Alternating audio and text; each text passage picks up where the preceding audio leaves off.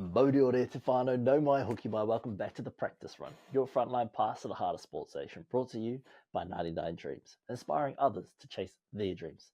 Brought to you by Rawori Tukuerangi, who's not here, unfortunately. He's over in Australia training for High Rocks. So today we're joined by the brother Sam, and we're diving deep into the thrilling world of the NRL and rugby league today, and who knows where the game will take us tomorrow. From the try line to the sideline, we got you covered. Strap in as we tackle the big plays, the game-changing moments, and the stories that define legends. Whether you're a seasoned vet or this is your first hit-up, the Practice Run is for you. Every run, every tackle, every win. Experience the rush with us. With exclusive insights, couch analysis, and a touch of humour, the Practice Run is here to keep you entertained, informed, and part of our practice squad. Because here, every practice run takes us one step closer to glory. The Practice Squad, where every listener is MVP, powering our play every episode, every day. And we want to give a huge shout out to 99 Dreams for powering our passion. They are our primary sponsor. And if you want to cop one of these caps, head over to 99dreams.co.nz. Come support us. Pick up one of these. I think we've got some baseball jerseys around as well. So if you want to grab one of those, be sure to go check out 99dreams.co.nz. And we just also want to give a huge shout out to our listeners all around the globe. No matter where you are, near or far, we are blessed to have you as our audience, because some of you guys are so amazing. Where are we located? Most recently, we've got our homies over there in the United States. We've got some whānau in Australia tuning in. We've got some friends over there in Russia. Thank you so much for tuning back in. Our friends in Germany, Canada, China, and then we have two more from Singapore. So, hey, you guys are amazing. Thank you all so much for your time and just contributing to us and our community we have going on here. And also, last but not least, I almost forgot, our local listeners here in Aotearoa. Kia ora mai koutou, no mai hoki mai. Look, we've got a big show in store for you today. The bro Sam, he realized, 3 hours in on our Tuesday episode that he missed the team list. So the bro, he's like, I got to spend another hour going over that. So we'll be diving back into GM mode briefly. I'm kidding. I'm just busting his balls right now.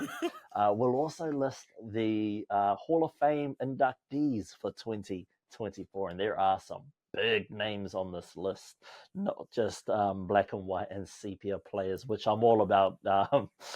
Sam and I have been talking over the past couple of days how much I'm not a fan of these black and white and sepia players. If you played before there was color TV, you ain't getting on my list. You ain't on my list. Then we're diving deep into round 24. I can't believe round 24 is upon us. That means there's only, 3 or 4 rounds left to go before the end of the season. And then, obviously, we're going to have to take it to the TAB with big plays and paydays. And let me tell you, ladies and gentlemen, I have a big play payday coming in, man. Hey, it's 24 rounds. I can't lose every round in the season. We're starting to talk about how many seasons can I go without a win. Not how many rounds, not how many games, how many seasons. I'm starting to sound like Allen Iverson. We ain't talking about practice. We ain't talking about practice. We're talking about seasons. Seasons, not just the round, not just origin. Seasons. But before all of that, I just want to give a big welcome back to the brother Sam. Thank you so much for joining us back here, bro. How's the week been, man? What have you been up to? No, all good. I haven't done too much. Lost the semi-finals, as I mentioned on the last one. So, like a good break, a good chance to step away for a few, at least a week now, while I prepare for UTS NZ, which is uni games, which I'll be coaching the University of Otago team that goes there. So yeah, just kind of reflect on the season that's been, and then do some planning towards that. Dope. They should change the name a little bit, because when you said UTS, all I could think of were like STIs and shit like that. Yeah, it's like It sounded like something you don't want. it's like University Tertiary Sports New Zealand, I think is like what it's actually called. But yeah, whenever they said UTSNZ, I was like, what? Yeah, who come up with that, man? Yeah. I guarantee they were watching TV black and white and sepia, man. That's not no millennial name. That's an old head name. That's yeah. That's something you pick up when you're doing something wrong. No, very true. Very true. Yeah, look, as for me, man, it's been a busy week. We've got lots of moving parts. I've been talking about it all the time, but lots of moving parts happening at work. But I did manage to install a new part on my bike. I've got a new wireless charger on my bike, so now I can watch the practice run while I'm out on the motorcycle. Uh, don't recommend it, Fano. Don't recommend watching YouTube on the bike, but I'm big into tech, so when it comes to modifications for the bike, I don't really care about exhaust and things like that. I'm looking at different technology that I can get. So having my phone available to me, I've got my camera set up. So I've got a camera on the front and a camera behind me that I record while I'm riding. I just need to get myself mic'd up and get the bike mic'd up so we can get exhaust sounds, a little bit of wind noise, but not as much as it would be if it was exposed. So we're setting all that up. And go and check out the Wrenched Throttle if you haven't yet. It's my second YouTube channel where I do all the motorcycle stuff. I think next year Tu wants a gaming channel where he will do whatever he does over there. Just get smoked at games. I tell you, he gets a gaming channel. Boys, I need the carry. Boys, come on over. I need the help, man. Hey, see, that'll be a good rivalry. If you want to tune in, make sure to check it next year. And also another thing that we're definitely looking at ramping up next year is getting our Discord going. Look, man, Sam, he's probably going to be our resident Discord guy. It's going to help us set it up because Tu and I, man, we are illiterate in the corridor of Discord. We might have graduated university, but fuck, we're a bit slow. Well, I can't lie.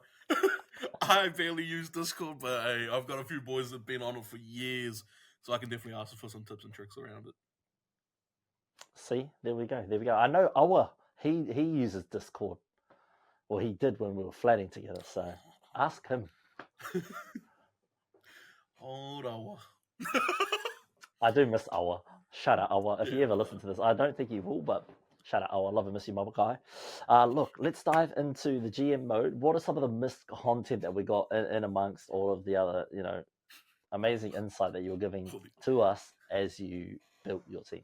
Yeah, so we got through all the trades and that, but then I realized after we had finished recording, I actually didn't list the 1 through 17. I waffled for ages about all the trades, all these other things, but we're gonna stick to this. We're gonna name the 1 through 17 and then move on swiftly unless you've got any questions about it. So my 1 through 17 were, I've got Ryan Pappenhausen at the back, Taruva on one wing, I've got Grant Anderson on the other wing. My centers were Adam Dewey, and then the rugby signing Jordan Pataya. Our halves were obviously Jerome Luai, and then the other one, big fan, Braden Trindle. In the forward pack, we had Junior Paulo and Lindsay Collins up front with Appy at the 9. Zach Hosking and Sam Walafanu are our edges, and then Joey Tapine at lock. Off the bench, I had originally signed Connor Watson, but we worked the trade where I got Brandon Smith, and then had... Tu's going to hate that. Tu's going to come back and be like, swear I didn't have Lussick as my 9. But hey, as we say to him all the time, it is what it is. Shame. It is what it is. And then 15, 16 were Alex Swell, Fanua Pole, and then 17. Hey, your dad might complain about this on the radio, brother, but welcome Maverick Gaia. So that was the 2025 Tigers Premiership winning side. See, and just for you here, Fano, that is for our fantasy GM mode that we run every Tuesday. If you haven't listened to that yet, go back, I think, to about episode 48, maybe 48 was our first episode that we started doing My GM Mode. It is titled My GM Mode, so go check that out if you're interested in listening to some of us just waffle on about, the hypotheticals of landing XYZ player, and you're just putting together some lighthearted fun. That was Sam's iteration of the Tigers, and if you want to see his in-depth detail of how he put that team together, definitely go check out the episode that dropped on Tuesday. It would be episode 54. So go and check that out. As for me, I will be bringing you guys the New Zealand Warriors fantasy team. So I've been tasked with building that. Two gave me that team before he went away. I outsourced this to a real Warriors fan. So stay tuned. I think you'll like it. So that's all we got to do. Look at that. That's a short and concise, man. We're on fire today. telling you, got the notes, got the structure of what's happening. No room to waffle. Hey, like we said, brother, it's humble beginnings, man. It's where we start. But it's all about the journey, not the destination here at the practice run. Look, the NRL has just announced yesterday the Hall of Fame inductees for 2024. And there are some huge names on this list. I'm going to go through these lists, and then Sam and I were just going to talk about, some of the key moments for some of these players on this list here. I'm going to start with Lionel Morgan. I swear I'm saying that weird. I can't pronounce it. But yeah, Lionel Morgan, Liz Boyd, Ben Elias, Steve Renouf, the man, Cameron Smith, Jonathan Thurston, Billy Slater, the one and only Benji Marshall, Cooper Cronk, Greg Inglis, and rounding out the class of 2024, slamming Sam Burgess. That there is a lineup that, that's a fantasy lineup. If we were playing fantasy, mate, all of those players are on my team. We're making money. It's amazing to see a lot of these guys get some of their respect. I have no idea who Lionel Morgan is, but he played in black and white. So forgive me for not knowing who he was. Les Boyd, I'm assuming he's related to Darius, but he played for Manly. So again, no idea. Ben Elias, probably the first name out of all of these that I recognise so far. I'm like, oh yeah, we all know Ben Elias, Blues legend. Then Steve Renouf, Broncos legend, amazing player. Cameron Smith, probably touted as the greatest of all time. His longevity, his ability to lead his club, his state, and his country to multiple victories. To be honest, I got sick of seeing him win. Jonathan Thurston, the Kookaburra laugh, I guarantee he got into the Hall of Fame on his laugh alone, let alone his accolades as a player, but that laugh, Hall of Fame worthy. It's just like it's a legendary laugh. It's a legendary laugh. Like it's legendary not laugh. Legendary, iconic. It's iconic is what it is, because there's no replicating it. Well, it's like his trademark, right? Like you've got guys that come out and they're known for a thing. Like I don't know. I can't think of anyone's thing, but like Benji and the there's Step. people. Well, Benji and the Step, like another one from DJ Khaled. Pitbull saying Mr. Worldwide is Jonathan Thurston, and that laugh, iconic. Then we've got Billy the Kid, phenomenal player, and he's turning into a phenomenal coach. Just hard luck, buddy. Benji Marshall. This man is, synonymous for players in the playground just taking ankles. Like when you're playing Bull Rush and there's that one skinny moldy kid, hair's all waxed up. He's got the short league shorts on. They're not even Tiger shorts. They're probably like Bulldogs or frickin' Broncos shorts, because that's all you could get here in New Zealand. It was like, It was Cowboys shorts, Bulldogs shorts, and Broncos shorts that you could get at Rebel Sport. And they always had the nastiest whack. But they won't just give you one. They'll just bang, and then another one, and then they run off with their head back laughing at you. Bro, that head tilt backwards always used to send me. It was bad enough you snatched my ankles, but now you're gonna flick the hair back too. I want to fight you. I want to fight you. That's iconic over here in New Zealand. It's that whole get up, and normally like an NBA singlet, the colors don't match with the shorts. It's like a Lakers or a Kevin Garnett, like circa what 2012. That's what you're getting. That's what you're getting, man. Then Cooper Cronk left the Storm, went to the Roosters, led the Roosters, to premierships. Phenomenal leader, outstanding player, all good media guy, all good. Then we've got New South Wales greatest player to never play for New South Wales, Greg Inglis, phenomenal player.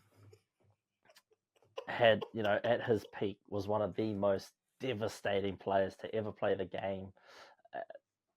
Of course, he should be there. And then Sam friggin' Burgess. Shout out to Russell Crowe, man. It's probably the best thing you've ever done in your career is bringing Sam Burgess to the NRL. The Englishman, man, I have no words for this guy because, man, he just excited me. My first time seeing or hearing of Sam Burgess, he put Fui Moi down. And at that time, man, no one put Fui Moi down, man. That was a bad hat. Man. That was a hat. And when he came to the NRL, most Super League boys, they struggled to catch their feet a little bit in the NRL.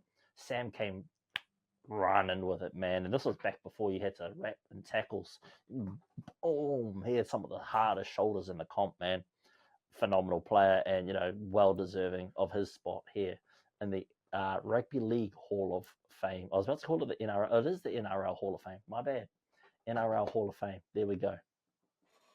Who's some of your favorite players from this list of Hall of Fame legends or inductees, for 2024? And, why? I'm obviously certain there's one particular name in this list that sits at the top of all these players for you. Yeah, that's Benji. Benji for me is, I'm not sure if this was before or if it was during the pod where, I said, if there was no Benji or I'd never seen Benji, I likely would have never come over the league. Like his style, his flash, just everything about it was just so eye-catching and appealing. It drew me in where I was like, man. For me, Dan Carter was always that guy. Like, because I was like, what he does is like unbelievable. And then I saw someone who I was like, he might be on par. He might be on par, especially at that time. So yeah, Benji for me is just unbelievable. As I think most Kiwi kids or at bare minimum Maori kids who grew up around that time, yeah, man, he's that guy for us. But yeah, he's Cam Smith, like he's that no words kind of legend, Benji. He's just that guy. It's more you have to have seen it or watch his highlights, and then like if you haven't really sat down and watched it, watch his highlights and then see what came afterwards, and you can see the direct influence to what he did on the game. It's unbelievable. It's unbelievable to think of, like, to also think it's a Maori kid that's gone and done that. And one thing I love most about Benji is, and he said this a couple of times in different interviews, but he played Australian schoolboys and he faced the haka, and that's when it clicked. I'm in the wrong jersey. And so he came back home to us, and we were blessed with a 2008 Rugby League World Cup. And man, a lot of that is in thanks to Mr. Marshall. He was on a tear from like 05 to 09, man. Like he was something else, especially for like New Zealand Rugby League. He was just phenomenal player, phenomenal human, and wish nothing but the best for him in his coaching career. We thank you. we thank you as Tigers fans. But yeah, like him, honestly, Cam Smith, like as much fun as it was to hate on the Storm, especially after everything with the salary cap, he just never made mistakes. Was it frustrating when he was playing your team and he could yarn to a ref and get her to change the call? Yeah. But just his his longevity, his like dedication to his craft, and he just kept getting better and better and better. He's unbelievable. Phenomenal player, especially when they were part of that three-headed monster. Himself, Coop, Bill. That was a crazy time for NRL fans. And then there was a point in time, rugby league fans. I don't know if you guys remember this, but South Sydney's very own Greg Inglis used to be part of that freaking deadly Melbourne Storm team back in the day. They had Israel Folau. Rugby union fans might know of that name. They all played together. Coop, Cam, Bill, Greg, Folau. That's ridiculous. And not even to mention half their forward pack. That was, it was well documented. They were well overpaid. Yeah. And very rightly so. The league finally stepped in, I think about 12 premierships later. Not actually, that's not the real statistic. It's an exaggeration. Don't fact check me. I'll slap you. But yeah, it was a miserable time to be alive as a league fan when Melbourne were on top. And what pisses me off is they still haven't fallen off. They've been that CB, team. man. I think CB since they come in the league, right? Unbelievable. Since they come in the comp. I'm not like super and on the Storm's history, but I think it was maybe their first few years they struggled. But then yeah, but I mean overall, right? Oh, like because they're fairly new, right? Yeah. They're not that old of a team. Well, they've been around. Hold on. I'm gonna say and it's gonna feel outrageous, but it might actually be correct. I swear it's the 90s. They've only been around since the 90s, right? Yeah, and I don't Maybe think it's late early 80s. I don't. Oh, is it that? No, I think it's like 97, 96, 97? So because from what I can remember, 99, but that might have been like that. So founded in 1997. I'm older than the Storm. There we go. I am older than the Storm. Look. We'll glance over that, okay? We don't need to go into that. That's depressing. Okay, that's depressing. Moving right along, it's Iwi. Do you know anything about any of these black and white players? And I'm not talking about their skin color. Hey, I'm sure they did what they needed to do to get there, So credit where credit's due, because they it may not necessarily be that they could hang in this era, but they couldn't. They could not. They couldn't even run the waters. But I don't know anything about the older players.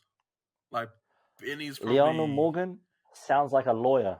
Sounds like an insurance broker. He sounds like a pioneer. Les Boyd. Les Boyd looks like, I don't know, he looked like he was a part-time plumber. I forgot you sent me his photo. We don't put no disrespect on Ben Elias and Steve Renouf. We just let it be. We let it be. Oh, Les Boyd has just been posted on the Tigers page. Les Boyd, legend. Thank you. He's one of you. Thank you. I don't well, know. Hey, look, at least you got someone on the list, eh? Hey, we've got 3. Thank you. What, these black and white players? Oh, that's why you got Benji. Oh, no. Who? Yeah. And Elias. Yeah, but come on, man. You could have got some of these people too. These black and whites. I'm not getting into that, man. These people look like they're on someone's eulogy. These look like mug shots. You know, Ned Kelly, probably Fanoma. Anyway, let's get back on track. That is your Hall of Fame inductees for 2024. Look, it's round 24. There are some big games on this weekend, but none bigger than tonight's game. We've got the Penrith Panthers taking on the Melbourne Storm at home. Are they at home? I've said at home one time, and they were playing in Mudgeeriba. They are at home at Bluebet Stadium in Penrith. sad news for that stadium. Is it getting upgraded or just demolished? Because I know they're playing in Penrith Stadium next season. Nah, surely it's got to be an upgrade. Yeah, hopefully. Upgrade. Big news coming out of the rumour mill for the Panthers is Dylan Edwards and James Fisher-Harris have been named to the reserves, and you know what normally happens when big name players are named on the reserves, they play. Yep. Even when bloody Adam Reynolds was named to the reserves, and we were like, he's still supposed to be injured for like 2 more weeks, and then lo and behold, Cuzzy's like, nah, jokes, I'm free and healthy. Lol. I was like, weird flex, but okay. So, looking at these two teams head to head, this is team number 1 versus team number 2. This game could potentially dictate who gets minor premiership at the end of the season in a few weeks. So, a lot of stakes riding here for both teams. Oh, man. I think this game, in all honesty, in like my opinion, if the boys come in off reserve, if we get Edwards and Fish coming in off the reserves into the starting lineup, I think this game's won in the spine. I think that's where this game's going to be won. If the spine can control the game, whose spine controls the game a lot better, will win this match. I don't think it's going to be one in the forwards, and I don't think it's going to, be one through I think it's just going to be who controls the game the best, who manages that game the best. And, you've got the best in Nathan Cleary taking on this season's best 7 in Jerome Hughes. Who gets to take the chocolates home? Who gets bragging rights? Will we see next week Pat, Munster and Hughes on their podcast? Are they going to be talking about how good of a win this was, blah, blah, blah? Or are they going to talk about how rough this game was? Because if I know anything about this Panthers team, they keep coming at you, and it's unconsensual is what it is. It's a bit of a UTS when you're playing the Panthers. You kind of need some protection, buddy. It's not going to be pretty. I'm just excited for this game. What are some of your thoughts and opinions on this game? Where do you think the matches are going to be won and lost? Yeah, what do you guys call this? The Thursday night banger? Thursday night banger, baby. Bro, this is the definition. 2 of the best teams over one of the best teams over the 2000s. One of the best teams over the last 5-6 years. Man, it's tough. The only real thing I see here is that both of Penrith's starting edges are out. So they're missing Liam Martin, they're missing Sorensen. So that has Maverick Guy starting. It has Liam Henry on the edge as well. There's no Luke. So there's no Luke Garner. So it's I'm a little worried about that. But man, the history says it's Panthers. And they do say, history repeats. And it's hard to stop this Penrith team, especially when they've got confidence. Yeah, absolutely. And they've got a lot of confidence now, especially this deep into the season. They went, I'm going to say about 72% of the season without Nathan Cleary. They went, about 20% of the season without their origin players, and they still found ways to get it done. Yeah, and now, for the most part, they're healthy. Yeah. That's the main thing about what's been so incredible over this run, is no matter how much you take out of that system in terms of signing away their players or injuries, man, every other team where it's a bit of an excuse, it's next man up. It's hey, we keep trusting the system. We keep producing here. Which is and I think that's why I'm so harsh on the Broncos, is because you see that in Penrith and you're like, it can be done. Yeah. So why isn't it happening at my club? Why don't we have depth that just goes next man up? There's no pain. Sweet, we'll still find ways to get it done in the middle. It might not be the same manner that Payne gets it done in, but we can still find other ways to get it done through the middle using the talents of the players that we have available to us. Same as when our half went down, Adam Reynolds. We got to find ways with the players that we do have. I mean, we got an $800,000 Israel Mam. How come he can't perform in a similar manner to, a Schneider, a Cole, a Luai? Luai, he's what, $200,000 more than Israel Mam. And Luai this season has proved it, that he's worth that price tag the Tigers paid. At the start of the season, way too high. Way too high. I criticized him. Like, I'm a big Luai critic. And this season, he's proved me wrong. And he's made me take back everything I said about him, because he showed he's worth that price tag in both leadership and performance ability on that field. Where, that's just great coaches do great things with the talent that they have. And Penrith over the past 5 years have continuously lost great talent. You look at the Bulldogs, man. Look at them with their Panthers players. Burden, Kikau, Crichton, They might as well be the Canterbury Bankstown Panthers. Almost every team has a Panther or former Panther in it.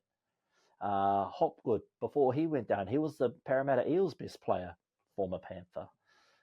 These players are just bred different over there in Penrith, and, hats off to their coaching staff. And that's why I think the Warriors, they got to be kicking themselves, eh? Cleary was their coach.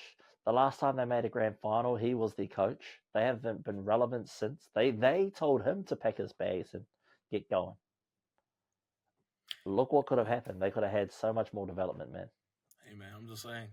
He was also the Tigers coach before Penrith. And he pieced out on us, which kind of fair enough, but yeah, it's what he's done in Penrith this time around has been it's been phenomenal. Like,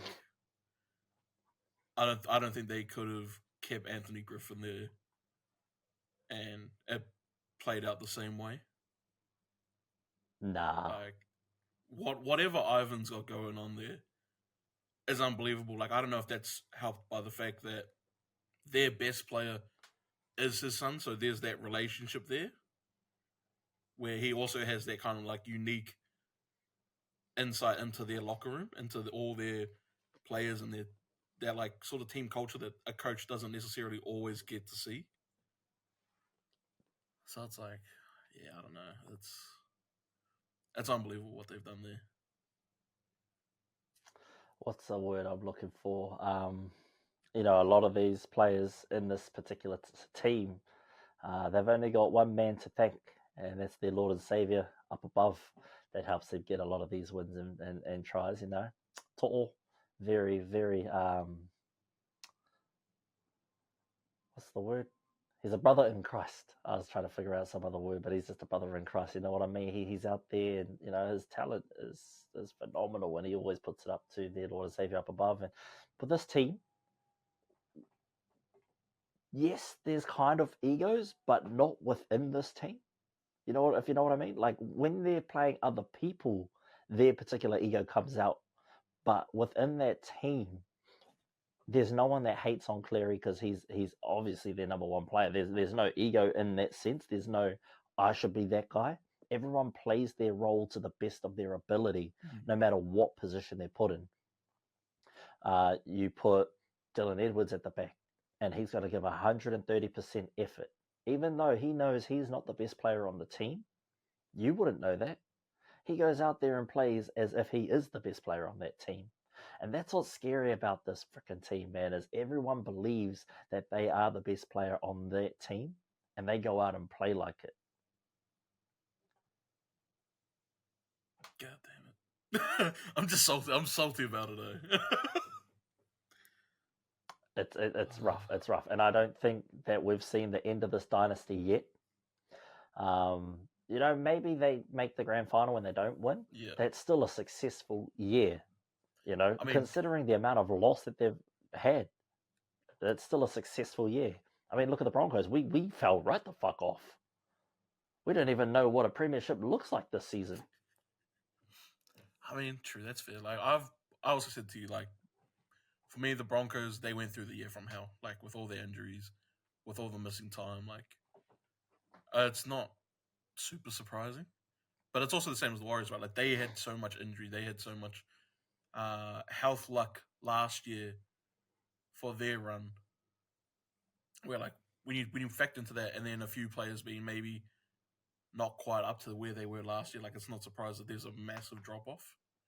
But yeah, this team just continuing with them, like, without having their full roster always available. It's BS, is what it is. It's BS. That's the only way I can describe what this is. 100%. I agree with you. It's bullshit, man. And you know who else agrees with you? The TAB. The TAB currently has the Penrith Panthers at $1.58 and the Melbourne Storm at $2.50. That's just straight head to head. They also have the Panthers 1-12 is $2.85, 13 plus is $2.95. I think the TAB doesn't know which way it's going to go, so they just go, you know what, we'll go 10 cents more if they score more than 12 points. The Melbourne Storm are paying $3.50 for 1-12 and $6 for 13 plus. So you know that means the TAB has no hope that Melbourne Storm will win by 13 points or more. So, ladies and gentlemen, if you are a gambling man or woman, or are they them, I'd say go Panthers 295. I think Penrith are going to look to dominate this game. I think if they just grind out a win, or if you are really, really into gambling, go Melbourne. Because I think if Panthers lose to Melbourne here, this is their villain arc. And kaoroha to every team from here on out, because it's going to be GG's in the chat. They aren't going to be nice. They ain't gonna just, you know, warm you up a little bit first. They ain't gonna hut to and spit on that thing. They just gotta straight up. They're gonna be like, I'm Tyrone, and just yeah. So if you are that way inclined, you want to bet that way, go Melbourne 1-12. But if you want a safe bet, I'm going Penrith 13 plus. What about you, brother? What are you thinking for this? For this one, like, you know, we all think Dylan Edwards and Fisher Harris are coming back in. Man, I looked at it. I looked at the stats, like I said before. In the last, so since 2022, man, the Panthers are 4-2 against them. They're 3-2 if you don't want to include their final. But man, Penrith, they run up the score on Melbourne. I think the average is 31 points in their wins. Damn. 31 points on Melbourne against, like, in their wins. Their overall is they averaged 21.6 points in those 6 games they've played. And 2 of those games they didn't score at all. So yeah, I think if you're looking at it, it's probably a big win. 13 plus seems high. Seems high given the edges aren't there. I should have pulled this up. I'm going to take a quick look at the alternate bets, the alternate lines. Because yeah, I think Penrith are going to win. So but yeah, that 1-12. I see a world in which Penrith blows them out, but then I also see a world in which it's a fairly close game. Sorry, I should have had this up a little bit sooner. That's okay, man. That's okay. Look, whilst you're looking for that, ladies and gentlemen, I want to pose this party to you guys. Look, who do you think's taking out minor prems? Comment down below, because we want to know. And I don't know. We had a comp running at the start of the year, and none of you guys got into it, and you could have won a free hat. All you had to do was tell us your favorite player and who you thought was going to win the premiership this season, right or wrong. You had like 3 weeks to enter, guys, and you still didn't. So you know what? Next year we'll find something to do. We'll find something to give away. Maybe it's an NRL jersey. Maybe it's something. We'll find something to give to you guys. All right, but stay tuned. Stay tuned. You got it up yet, brother? I'll be honest. It's not looking good.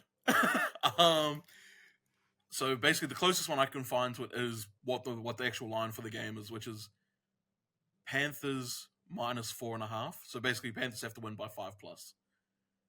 That's paying $190, which yeah, I'd probably be more inclined to go that way with it, because like when I look at those things that I took down, the average winning over the last 3 years, 3 years, has been about 12 points.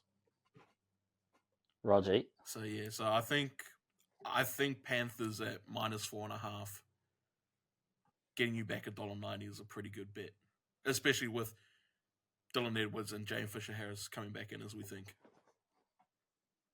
Hey man, that's what, 32 cents more than what you'll get straight off the head-to-head. So that's not bad bids, baby. That's not bad bids. Yeah, I've got a bet there for this game. Do you want me to go through that or no? We'll run through that at the end when we do our big plays and paydays. Easy. We'll see what Sam's paydays look like. But in the meantime, let's head over to the Manly Sea Eagles and the Warriors at Four Pines Park in Sydney. Yep, this is a home game for the Sea Eagles. When we're looking through this, a few notable things were, man, the Warriors are healthy. The Warriors are healthy for once. You know, they've got Chance at the back. They've got Dillon. They've got Montoya back. They've got Roger. They've got Pompey. Chanel is currently named at 6, but on the extended bench is Metcalf. I think that's a pretty huge inclusion, which if you listen to last pod, I like Metcalf. I really wanted the Tigers to sign him. So I think he probably comes in at 6 and Chanel shifts to the bench, and his cover is half/9. The only other real thing that I can see is that Tommy Talau's named in the centres. Tolu Kola is on the bench, so I think he probably comes in to the centre spot, bumps maybe Lehigh to the bench, and then Tommy Talau goes back to the wing. In terms of it, we've got, when we checked, man, the Warriors are massive outsiders here. And for them to finally be healthy coming off that game last week, I don't really see it. I get that the Seagulls are at home, but Manly's paying $1.17 to win versus the Warriors at $5. That's, I don't know. I feel like that's not it's not that big a margin. You know, what are your thoughts on that? Yeah, look, where is it? Sorry, I'm just pulling it. I'll just be switching between multiple screens here. No, you're good. Manly have had up and down season. Warriors have just been plagued by injuries, and the past couple of weeks, you know, they've managed to stay in the game. The only thing that's let them down is their conversions. They've outscored the teams that they've played in the past 3 or 4 weeks, I think, by at least 1 try. Or they've matched their try scoring of their opponents. The only difference is they're making the conversions. The Warriors, the downfall with the Warriors is they take about 15, 20 minutes to get into the game. By then, you know, they're playing against a 12-0 deficit. If the Warriors are to get into this game, they need to get off to a hot start. $5 is a great price. It's definitely a price I'd be looking at, especially when you're going up against Pocoyo, the Manly Sea Eagles captain. And have you seen Pocoyo? It's like an old little cartoon. It's what Daly Cherry Evans looks like. Or he looks like that little, you know, that little video game baseball character. It's got that little kid with the big yellow hat. That's what Daly Cherry Evans looks like. Moving right along. Hope he comes on the show though. But you know that little game that I'm talking about? It's like Big Little League or something like that. Yeah. That's Daly. You can see it now, eh? Wade Egan, Mitchie Barnett have been on form for the Warriors this season. It's just been unfortunate that Wade Egan's injured more often than not, or he gets hindered by that. But when he's playing, the Warriors' attack look like, you know, they look threatening. Look, Shawnee, he was named and then pulled out last minute. He's back this week. Like I said last week with 2, this is his last ride. You know, he's going to put everything he can into ensuring that these boys, you know, get off like in the season on a high. It's gonna be good, man. I've got Warriors on $5. Just all that feel good juice. It's there. It's ready to go. Got Warriors $5 just head to head.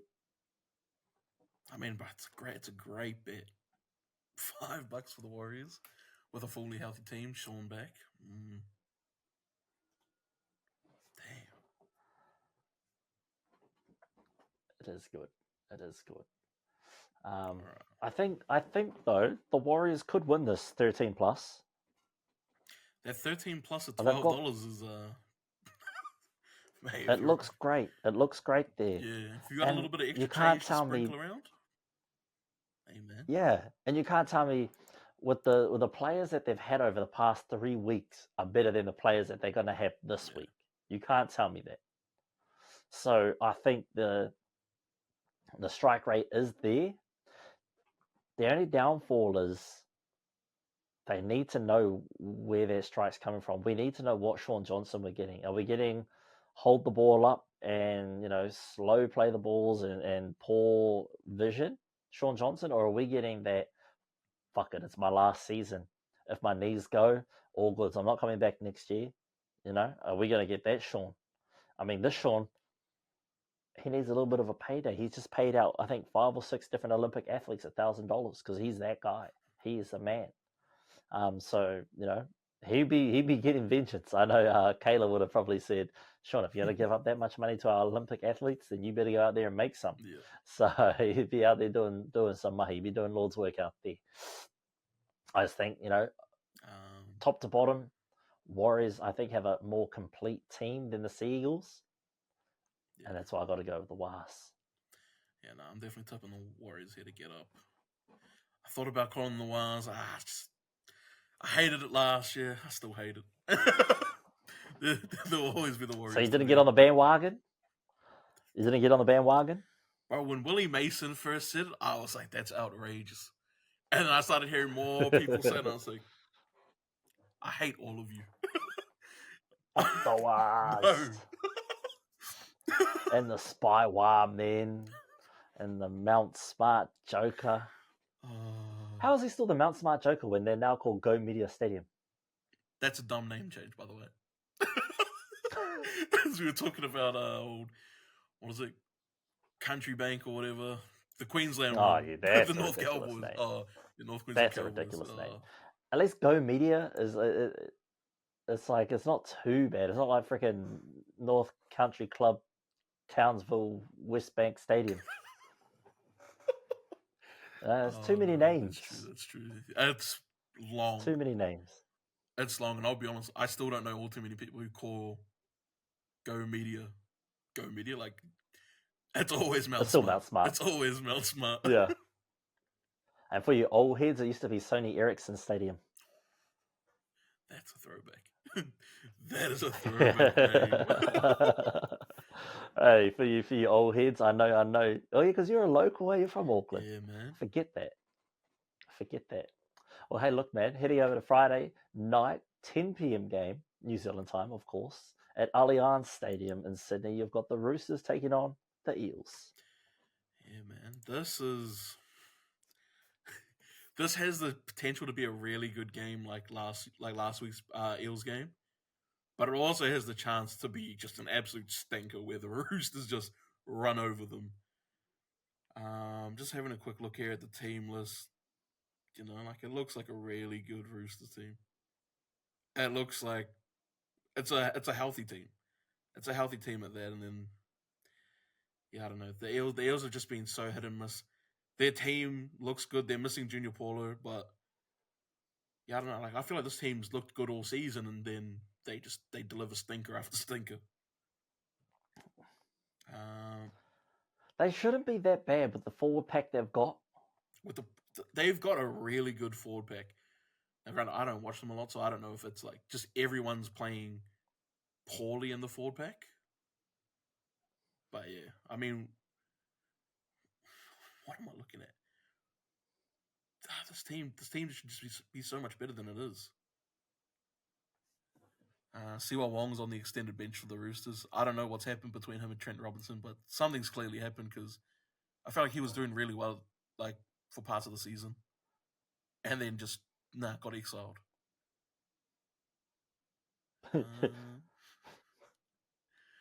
Yeah, I guess just players' form and shit that they do behind the scenes might change. Yeah.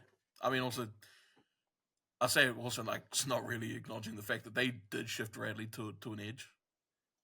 They put Radley outside of Sam Walker to kind of protect him a bit because accommodate. So also, I don't know. I feel like him in the middle it was happens. Just trouble, trouble for the Roosters. Yeah, I don't know. That man was just. Yeah, that's what I was gonna say. I haven't seen Victor suspended since he's been moved to the edge. I haven't seen him called out for the ref to be put on report. So hey, it's doing something. Yeah, that's what I mean. It's crazy. He's I don't know. Is he just he's not in every play, every tackle? Yeah. So he's less likely to make those errors. Yeah, there's less things to go wrong. But yeah, Yeah. I mean, hey, the TAB agrees. The TAB agrees that the Eels are no shot here. The Eels are bigger outsiders than the Warriors were, and the Warriors is crazy. $5. The Eels are $5.60 to win. That's crazy. I don't see a world in which they do. The Roosters are paying $1.15. The Roosters are $1.15 to win. The Roosters are $3.60 1 to 12. $1.58 13 plus. Damn. Yeah, it doesn't look pretty. I think this could be a really entertaining game, potentially a shout for highest, like most points scored, but it also has the chances to be the biggest blowout. It just depends what Eels team shows up. That is true. I thought last week the Eels would have got blown out, but they held on, and if Gutho could have nudged it a little bit better, it might have been the other way. I don't know, that battle there between the Eels and Panthers. It's always like a pretty good game, and the Eels, just like the last few years, have kind of had Penrith's number. But that comeback from the Panthers was unbelievable. Unbelievable. And that's what I hate about Penrith, man. They do that. That be them. So what do you got, man? What are you doing? You 12, 1 to 12? Are you 13 plus? I'll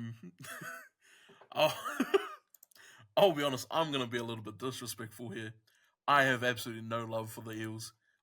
But also, I'm not going to call them a bad roster when I look at that team and see the talent that is on that roster. I'm going to go the adjusted. Maybe I'm not. I'm going to take the money line on them, which is 17.5. So the Roosters have to win by 18 plus, and that's paying $1.85. Damn. Yeah, I see a world in which it's not a blowout, but I think it's going to be a stinker, and they're just going to kill them from the start. Yeah, probably. And it is what it is. I have no idea about it, all this other stuff. I'm looking, but I'm just going to go 13 plus. So it's all I know. I was trying to look for the total points. Is that it? Yeah. That's total match points. Anyway, I was thinking maybe Penrith can score. Not Penrith. Sorry, Roosters can score about 32. Eels scoring a max of 12. Max of 12. I see you're being kind today. Yeah, well, hey, I mean, a maximum, minimum of 0. So what were you saying for points total? I was thinking maybe Roosters about 32 and Eels max of 12, and that's 2 lucky tries close to the line, like close to the goal. So the alternate total points for the game, the lowest option is 45.5 points. They think this is going to be a high-scoring game. That's paying $1.32.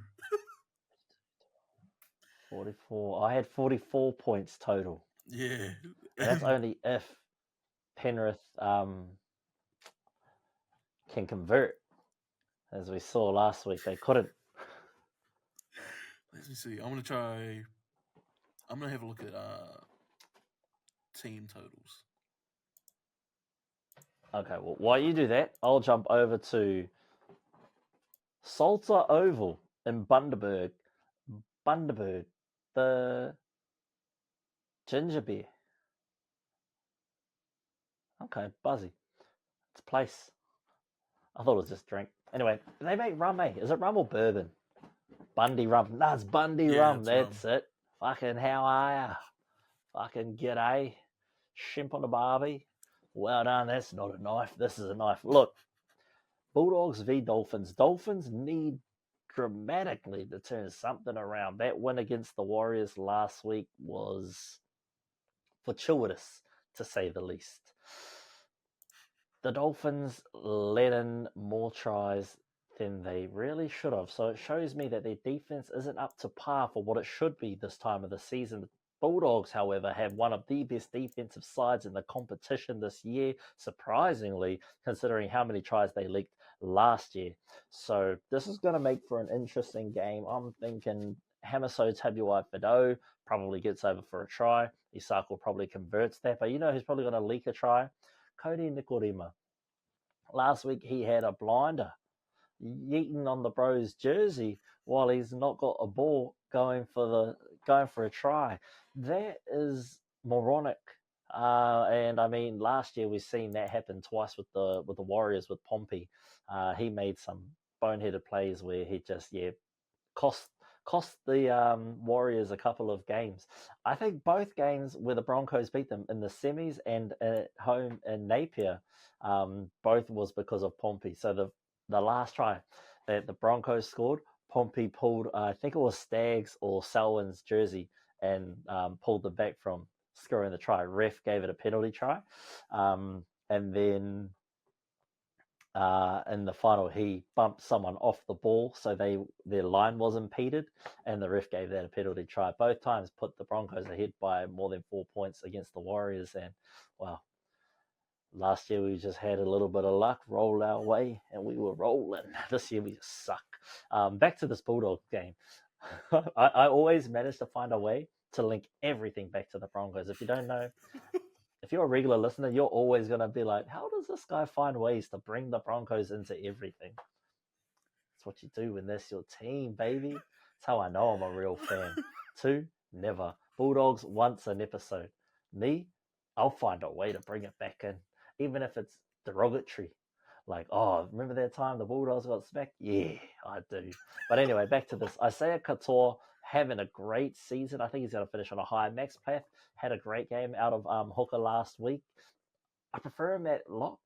I just like him there a little bit more than at hooker. But, I understand that, there's a need for him to be there at hooker. So it is what it is. I just don't think the Dolphins can get it done against this Bulldogs team. I think their defense is too solid right now. As much as it pains me to say that, but because most of my team and now my second team is pretty much eliminated from the finals, guess what, too? We're on the Bulldog train. Yeah, I don't, I'm looking through this lineup. I need Bailey Hayward to get some more minutes this week just for my fantasy team. And I think, what gives the edge to the Bulldogs, in my opinion, is just the heart and the what's it called? The John Cena-esque never give up attitude that these Bulldogs have. They're never beat. They play the full 80. They compete for the full 80, and they don't give up. Even if they're not going to win this game, they still play to their 80th minute. And so just for me personally, that's why I'm going Bulldogs. Dolphins, they've got the super coach, right? He was the one who pulled out Max Plath, or he made a sub and he brought in their other half off the bench, O'Sullivan. And he's the one who started that kick in overtime for the Dolphins against the Warriors. So, those are the masterminds that make that stuff happen. So if it's a close game, you'd expect the Dolphins to get the edge because it'll just come down to the better coached team. And I think that will be the Dolphins. But overall, Got to go Bulldogs, man. Never give up attitude, never loses against teams that are still floundering, trying to find an identity this late in the season. And yeah, look, the TAB agrees with me, but only just about $1 difference between the Bulldogs and Dolphins head to head. Bulldogs are paying $1.52 and the Dolphins are paying $2.55. Even though it's not a home game for the Bulldogs, they elected to play it in Queensland. I don't actually think it matters to them. I don't think they've lost in Queensland this season. So it is what it is, man. It is what it is. I'm looking at head-to-heads here. Winning margin. Got to go Bulldogs 13 plus, man. Bulldogs 13 plus. If you want to get a little bit more bang for your buck, go Bulldogs 13 plus. If you're a little bit more conservative, but you think the Dolphins might win, then go Dolphins 1-12. I think that 1-12 margin is healthy if you're a Dolphins fan here in Aotearoa. But I want to hand it over to you. What do you think about this margins? Margins, yeah.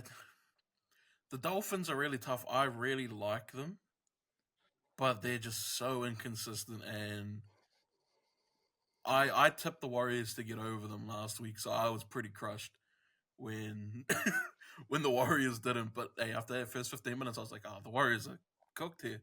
They don't have a chance. Margins, I'm probably going to go back along the lines of what TAB have it is. They have the line at 5.5. I think the Dogs probably win, but I see a world in which the Dolphins may. So I'm going to go... sorry. Where's... bro. Look, ladies and gentlemen, this is the second episode. He's going to get better. He's going to get better. Remember, humble beginnings. Humble beginnings, Kiwi. Humble beginnings. It's... Sorry. Where... I can't find it. I basically never look into this. So alternate. I'm gonna look at the Dolphins. He goes, I never look into this, and proceeds to go into a realm he's never looked into. No. So I never bet these things. Like I always go try scorers.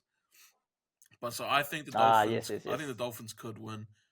I see where it's probably more so the Dogs. I'm gonna take the Dolphins at plus 7.5, which pays $1.77. Okay. Hey, so that's basically just saying, hey man, it's a close game. It's a close game, right? If the Dolphins get up, we win. If the Dogs just win, if the Dogs win by 7 or less, then we also hit the bet. So that's probably where I'm more so at. Yeah, well, there you go, ladies and gentlemen. Like I said, if you've been following along, don't really listen to me because I haven't won jack.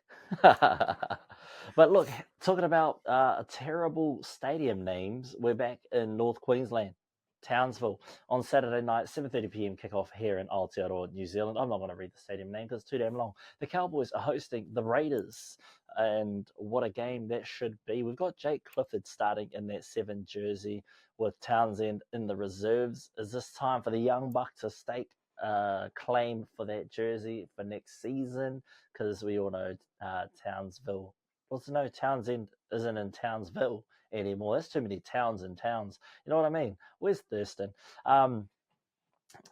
One thing I love about this Cowboys team, I don't know, you don't know him yet. You don't know him, but for 2-9, this is our guy. It all stems actually back to last year when we were on that boys trip. You were supposed to come to that actually, when we were in Wellies for that boys trip. We were out at dinner. It was Saturday, the final, that Kiwis versus Australia when we won 30-0 or whatever it was. So we're all munching away. Yeah. Me and two both kind of look up at the screen, and it's when Griffin Neame scores that try. And so ever since then, you know, Griffin Neame, he's been a hero for this channel. Ever since we've been keeping a close eye on his career, and one day we're hoping we get Big Griff on the show. But yeah, Griffin Neame, if the practice run ever gets big enough, I'd love to sponsor Griff. You know what I mean? Like, could you imagine Griff just running out with the practice run merch? Like, yeah, Big Griff, Brother Neame. Anyway, let's go through this team. There's a few boys on here that I always mess up these guys' names. There he is, Helium Lukey. Gee, has he got antenna? No, I think it's just because he's next to like three pasty people. Even Firifuyaki looks real like off color compared to Helium. Like Helium's got a nice glow. Anyway, I'm off track. Back to this with the ADHD just kicking in, man. This is why I need two. Sometimes he just kind of like the fuck. I'm expecting a big game from Big Hud. This Raiders forward pack, I think, would get the edge over this Cowboys team. Where's the bro? Is he injured? Who's that? JT. Yeah, he's out. He's out for maybe 3 to 4 weeks, I think I saw. Oh, a lot of ball. Okay. Good to know. So yeah, no big JT, which is going to be rough. We've got Adam Cook in at 5'8", and Strange has been shifted to the centres, which it's a strange move. Bro, I was going the same way with it when I saw he was in the centres. It's a very strange move. Did you know he's Māori?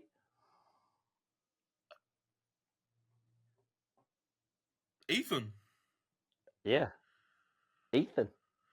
The brother of Jasmine. What up, brother? You know Jasmine Strange, the winger, she played for the Knights last season. She played for Māori's All-Star game, and now she plays for the Roosters. Jasmine Strange, that's his sister. Oh, true. Yeah, because I had to double take. I was like, nah, no way. This guy's got the same last name as that girl. They're married. Oh shit, they're siblings. Hey, siblings or dating. Hey, yeah, you know, like as long as it's not in, if it's in Alabama, it's okay, is what they say. That's what the kids are saying. I think it's going to be a tough game. I think it might be a bit of an arm wrestle, but I think the Raiders should get the job done, even though, you know, it's at home for the Cowboys. It didn't matter last week when the Broncos went there, and the Cowboys were up. The Cowboys were up, what, 16 points at one stage, and the Broncos said, not today, Eels. We even had a Reece Walsh playing with a broken hand for that whole game because the fool didn't want to go off. I'll say that for after the camera. I don't want to be rude, but yeah. Even though they've got my favorite hooker, Reece Robson, playing for the Cowboys, I like Tom Starling, man. I like what he offers this Raiders side. Hey, he's he reminds me a bit of like a young Damien Cook, like just the way he attacks out a dummy half. He's very quick, very nimble. He's got a good vision. He's got good IQ. I like that about him, and he gets the forwards the ball on the front foot. He doesn't, you know, get them running and then they have to flat foot just to wait and catch the ball, because a lot of hookers do that, man. They don't service the forwards quick enough. They sort of get the forwards running a line and then they either skip them as well. That forwards hate being skipped. Like if I've got to run a decoy line and you don't give me the ball on that second time I want that hit up, I ain't running as hard for you anymore. So I like what Tom Starling offers his team, and especially with these young, hungry forwards. You know, you want to get Tarps rolling early. You want to get Parps rolling early. Big Hud, you want him getting some ball out there on the edges. Man, he's a phenomenal freak when it comes to scoring tries. And that's why Big Hud was called up for game 1. Dropped for game 2 and 3, but he was called up. Hey, man. Origin cap's an origin cap, you know what I mean?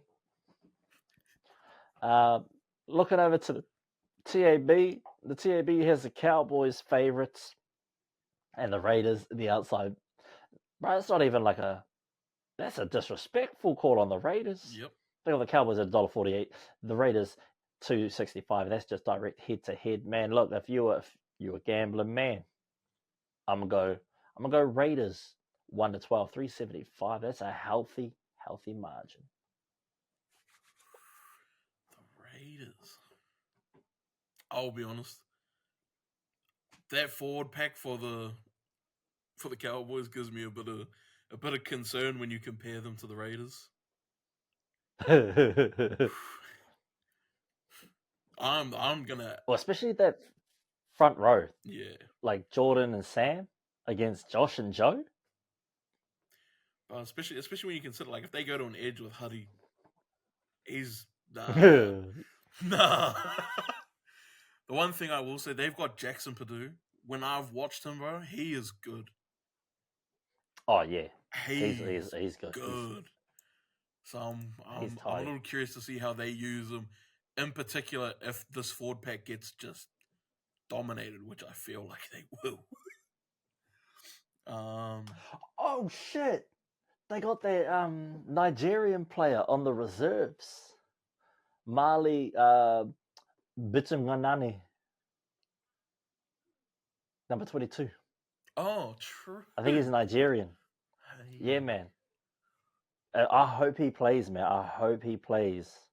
I might have to check this game on. I definitely wasn't going to. Oh, they've got Hornsby on the bench. Bro, they've got Hornsby on the bench. Hell yeah. I'm not gonna lie, this might be a very troubling game. This might be a very troubling game for the Cowboys. Yeah, and look, the Cowboys kind of want to hold on here because they're slipping down the ladder fast, especially after that loss to the Broncos last week. Let me just pull that up real quick. How low did they drop? They're at 7th. What did you say you're taking? Looking out. Raiders. Raiders 1-12, eh? Yeah.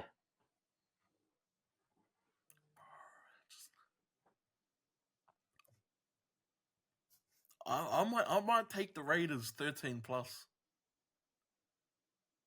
Oh, that's at 580 for 13+.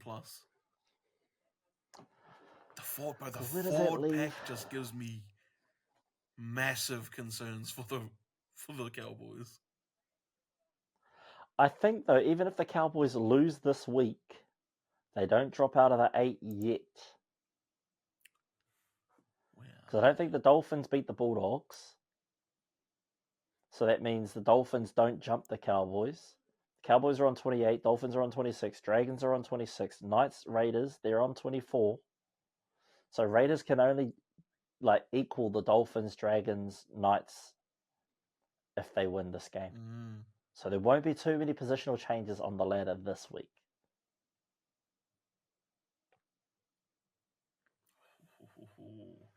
This is spicy. This is spicy looking at the ladder. Yeah, it kind of the race is on. Not for the Broncos, but the race is on for some of those other teams. Like, yes, we're on 24 points as well because we were on the bye this week, but we still have to win the rest of the games for the rest of the season to even have a glimpse at that 9th spot. So we're not in the 8th final, but we can get that 9th. We can get that 9th, ladies and gentlemen. But yeah, the race is heating up for that 8th spot. And if the Cowboys lose this weekend, that 7th spot opens up. I've just pulled up odds to make the top 8. There's some tasty bits here. I can't lie. The Knights are at... How much are the Broncos paying? Bro, the Broncos are paying $7. That's some bullshit. So this is the way it goes. Bro, Titans, you guys are out. Souths, you guys are out. I'm not listening to you guys. Warriors, you're done. Actually, we're the Warriors. Oh, no, Warriors, you guys are done. So it goes the Knights, who are currently at 10th. They're $9 to make the 8. Why are they paying the more Raiders than the Broncos? And the Broncos. Bro, the Raiders and the Broncos are $7. And then you've got Dolphins. We don't even have Reece Walsh. Hey, Sailor, man. Sailor's where it's at. Yeah, our season sailing away. It sailed away. It's not sailing. It's gone. But yeah, man. It is out of here. Raiders, if you are like me and you think they have a real chance to win there, $7 to lock to get into 8. I mean, I feel like that's a pretty good shot, especially considering. And I'm looking at the other games this weekend. Knights probably won't win. Dragons, who the Dragons got? They've got the Titans, so the Dragons could win. and that puts them at 8th. Yeah. That's the thing, right? Like, if we think the Raiders are going to win, we think the Dragons probably can win. Man, like, unless the Dragons really run up the score there, that point differential is going to be an interesting battle for them. Well, yeah, if the Raiders win, Dragons lose, Raiders jump the Dragons. Yeah. And they'll have a better point differential regardless. Like, yeah. That's just because of that point differential. That's what they'll jump them with. Well, -97 over -108. They're pretty close. Yeah, the Broncos are the only ones with the best points differential. I think that's why people are holding hope. Amen. Because when we've lost games all throughout the season, but we're losing by 2 points, 4 points, 6 points. It was like what you said. It was only, I think. What was that, sorry? I know. It's like what you said, right? Like what you said last week, we don't win games, but we don't lose games. Yeah. And you can tell from the points differential. Yeah. It looks like the Warriors are kind of in that same territory. They've lost games, like they had 66 to 6 versus the Titans, disgrace. But for the most part, they hang in there. They find ways to just cling on, and they stay there or thereabouts. And it's just been unfortunate. As for you guys, Jesus fuck. All right, nothing threw me more than when I saw our point differential. Me and two said this at like maybe round 18. It was a little bit closer then. But we were like, oh, maybe Eels versus Tigers, the last game of the season. Like, that's the game for the wooden spoon. Nah, not anymore. Nope. That's yours. Nope. That's yours. It threw me because there was a long period there where we played really well. Like, we'd still lose the game, but like where we played really well. But it was like the score would only really blow out more so towards like that final 10 minutes. But like in this last probably month and a half.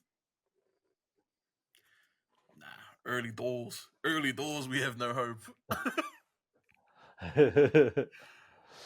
Speaking of the Tigers and their points differential, man, let's head over to Campbelltown Sports Stadium, Sydney, where the West Tigers host the South Sydney Rabbitohs. Yeah, man. Oh, this is the main event on Saturday too. Jeez, at 9:35 p.m. kickoff here in Aotearoa, New Zealand. What is it? The game beforehand? But yeah, man, this game here, I see a way in which it's like a really entertaining game, potentially in the running for like the highest scoring game. But I also see a way in which it's a dud when you look at the backlines with each team. Bro, there's no... The only thing I think that would save this game, G, is if it was played on Thursday. No other reason to watch this game. There's no reason. Like, there's no Latrell. There's no AJ. There's obviously no Campbell Gillard, who's been gone the whole season. You've got a bunch of centers who don't pass the ball. You've got some not so exciting wingers. This game is... Damn. This game is... Yeah, it's not great. The only real inclusions that look like they could possibly come in is on the extended bench. For Tigers fans, you'll know Junior Tupou, he's great. We knew last year he wasn't re-signing at the end of... we knew last year he wasn't re-signing because who the hell would have re-signed? He's off to the Dolphins next year. But I think if we're really going to try to play to win, he's got to play. He's got to come onto the wing for probably Staines. And then for the Rabbits, they've got Tyrone Munro, who's a massive fan of. So, he might be all right.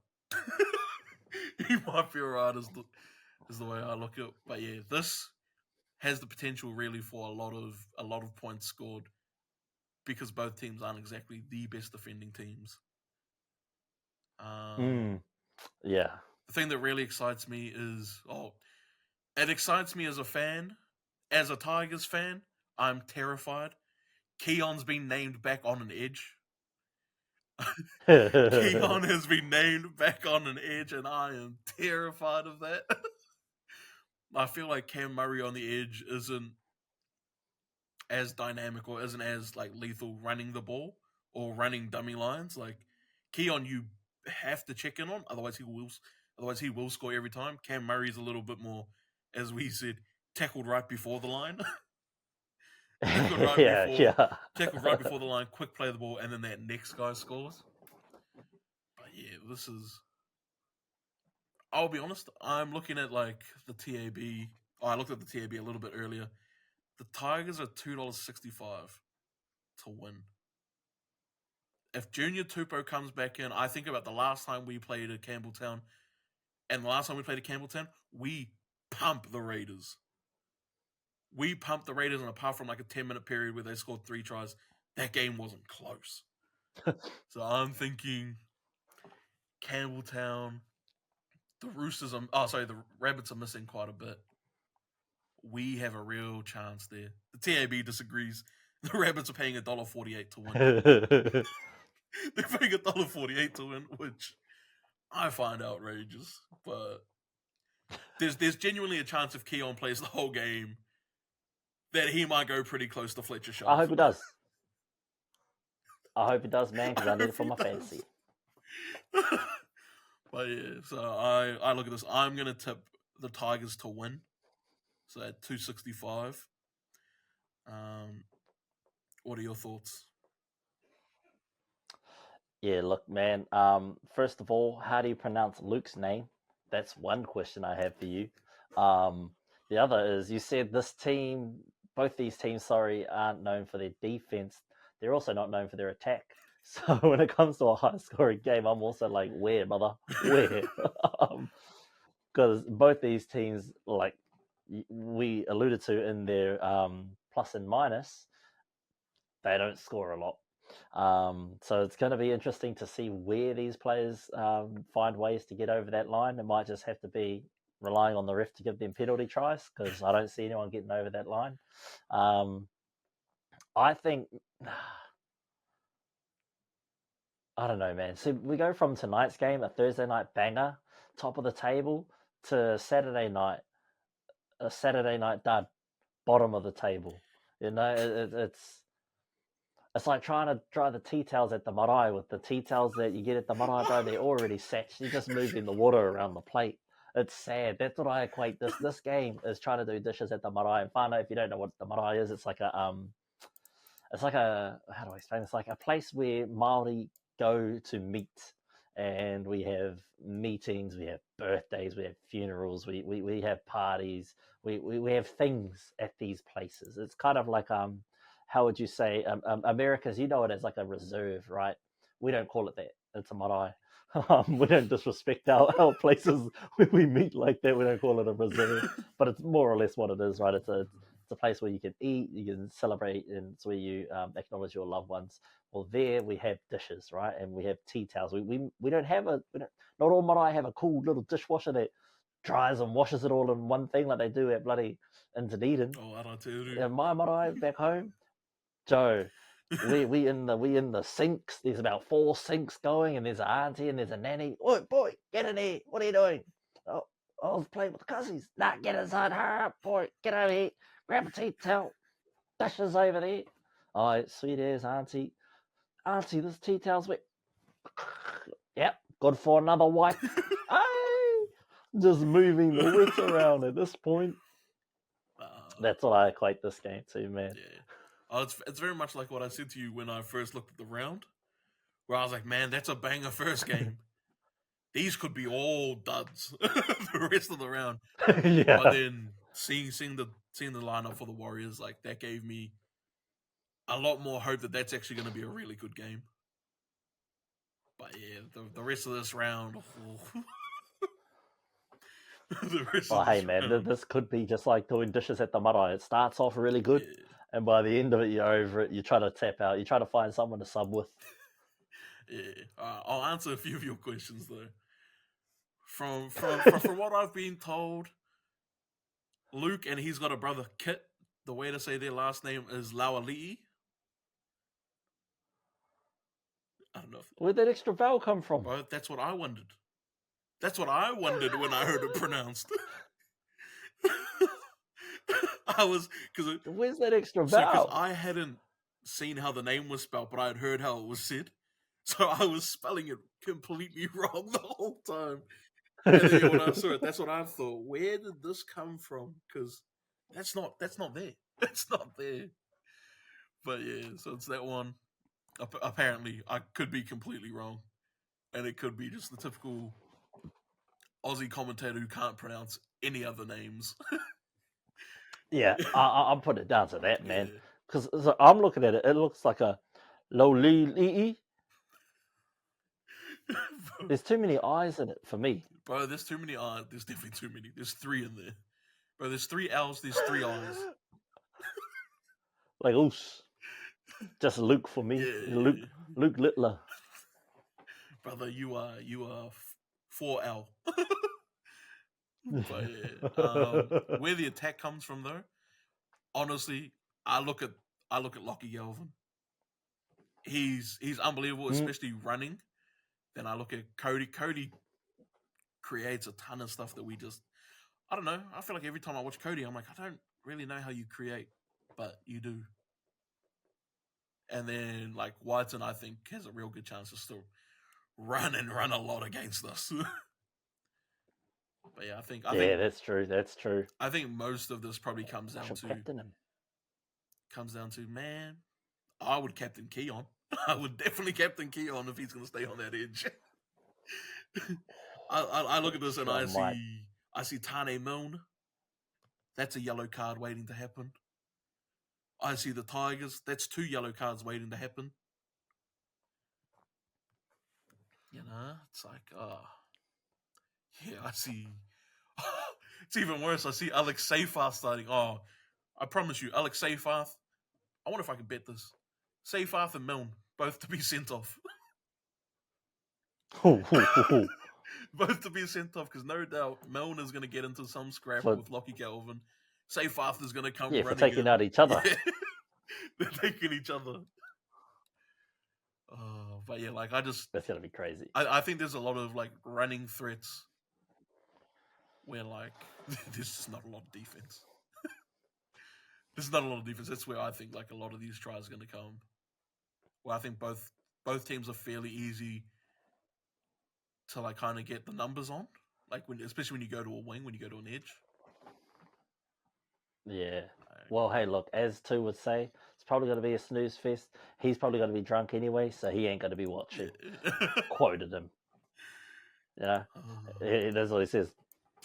You know how it is. I don't really watch those kind of games. I'll be drunk anyway, so I won't be watching. Not even going to lie. Moving along. That's what he says. Well, we know how it is. He don't watch half these Bulldog games. But I'll mention Facts. There was about 8 episodes. Not gonna lie, Fano didn't even watch the games this weekend, so I'm just kind of didn't watch this game. Oh, what are your thoughts on this game? Oh, didn't watch it. Not gonna lie. I'm like, gee, what did you do? Bro, that's why I felt so bad about the last one when we were doing like the the breakdown of what happened. And then I was like, this is the 1 week I've watched literally no league. Like league has basically been the second monitor. It's been all week. Hey man, at least this week you got some prep. You've got some prep now. You're in. I'm in. I'll be watching most of these games. If I'm still awake on Saturday, I'll watch that Tigers Bunnies game. We'll see. But moving right along, Sunday. This is normally like a Sunday roast kind of day. This is what everyone calls it. It's for Tu. It's Dusty Sunday, and that's a Dusty Sunday, man. And these are some dusty games. 4 p.m. kickoff in Wynn Stadium in Wollongong. The Dragons are hosting the Titans. As the Dragons try and make their claim as to why they should be in the top 8. There's some changes that could come in off the bench. You've got Raymond Faitola Mariner named in the reserves. You've got Jack Bird on the interchange. Only he comes in for one of these Fiangai brothers, Max or Matthew, either or.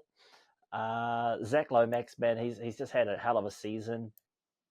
I still think he would probably be up there for Dally and Winger of the Year, even though he hasn't scored a 4-piece. We're looking at Lufiana, Jojo Fafita. They've both scored a 4-piece this season. Tommy Tolo, he scored a 4-piece this season, I'm pretty sure. Now, everyone's getting 4-packs, not Zach Lomax. Maybe it comes next year, man. Maybe it comes next year. But anyway, I think this could be a game the Dragons can get it done, man. They are losing Flanagan. He's a bit of a we're going to call him Rudolph from now on. Not because he's got a red nose, because he bitter nose. And that's just outrageous. That's just outrageous. Like, why are you biting a brother's nose for?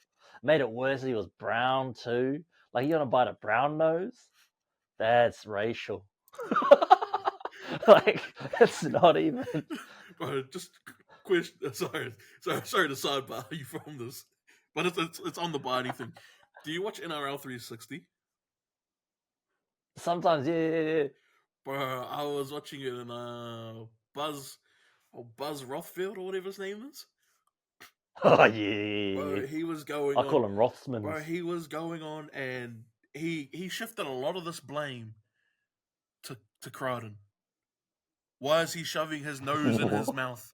Why is he, why is he giving him a facial with his face? Why is his nose, basically, like, the whole thing was like, why is he doing all this? Crichton should be held accountable, all this kind of thing. And then... That's crazy. And then Tallis came back to him and was like, so did Crichton make him close his jaw on his nose? And like Buzz just completely ignores it. Braith is cracking up because they all want him to answer. He's like, well, obviously, no, he didn't. He's like, so he bit him. But they just keep going back and forth on it. Oh, it's great. It was a great watch. I see. Biting people is weird, even in this era. Like, what are you, Mike Tyson? He's a Vander Holyfield. What is this? Saying 80s boxing? What the hell? Anyway, man, look, there's going to be a slight change up for the Dragons in that 6th jersey. So who comes in at the 6th then? Who do they got? I would imagine that's probably actually where Jack Bird comes in. Is that where... Who? Oh, you think he got to play in that 6th, not this Connor Muesli? I'll be honest, Number 22? Yeah, I don't know who he is. So. I think he looks white, so I'm assuming he'd be a half. I think, honestly, I think I'd go Bird. Because at least with Jack Bird, like, he's a big body, he defends relatively well. Oh, the Jack Bird I know and watch, which hasn't been for a while. But it's the main thing, right? Like, is that Ben Hunt just kind of gets to organize everything. And when you see what they've signed Val next year, so they've got to find somewhat of a solution for where Bird actually plays. Yeah. I guess he's that AJ Brimson issue. You got to kind of figure out what he is, and where he best suits. Well, his whole thing was what he's been a fullback, he's been a 6, he's been a centre, he's been a lock. Also, not lock. He's been a back rower. The man's just played everywhere. He's played everywhere. I've clicked on everything. Oh, he's a hooker. I promise you this. This Connor. Jake Little. Oh, he's not Brayley. He's not shifting to 6.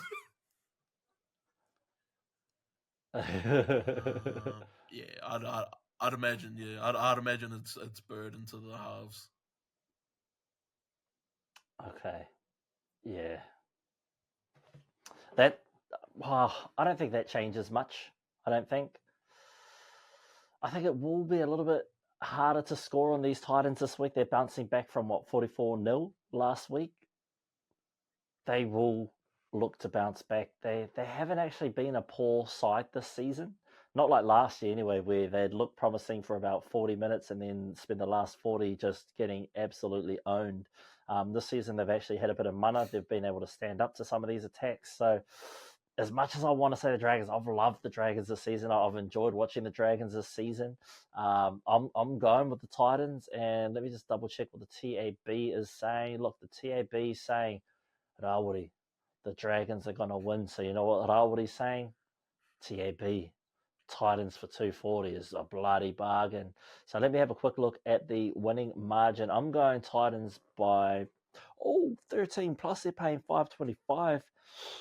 Damn, that ain't bad. That ain't bad. I'm gonna go Titans 1 to 12. That's $3.60, ladies and gentlemen. So get on board, jump on the Titans bandwagon. What do you got for us, Sam? It's kind of boring. I feel like we've got the same picks. Hey, that's okay, man. That's okay. Doesn't need a. It's remember we're not going for big paydays on this one. We're just trying to. Very true. Yeah, like I think if you take out the start of the Titans season, like they've been pretty good since. And I imagine from what we've seen of Desi coming off being smacked 44-0, boy, he would have sprayed these guys. He would have sprayed these guys. He would have gotten into them. And yeah, I think they're going to get up.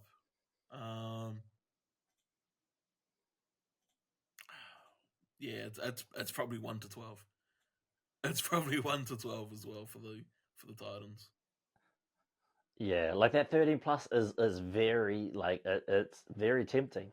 However, you got to be realistic with this, man. They got to bounce back. Yeah. However, Dragons have gone 1 win, 1 loss, 1 win, 1 loss in that order for the past, I don't know how many weeks, 5 weeks? Oh, it could be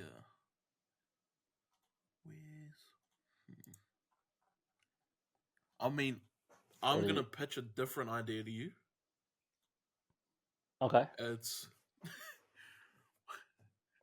actually not picking a winner in this game.